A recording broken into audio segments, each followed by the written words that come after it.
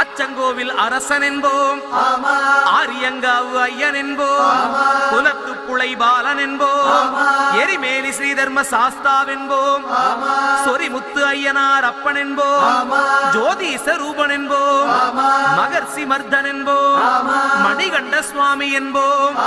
சுகுணவிலாசன் என்போம், சுந்தர ரூபன் என்போம், ஜாதி மத பேதமில்லா கடவுளாம்,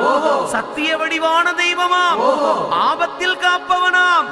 அன்னதான பிரபுவாம், உலகத்தின் முப்பற்ற தெய்வமாம், சோதனைகள் செய்வானாம் ஆனா கைவிட மாட்டானாம். அப்படிப்பட்ட சாமி ரொம்ப சிறுசையா ஆனா சக்தி ரொம்ப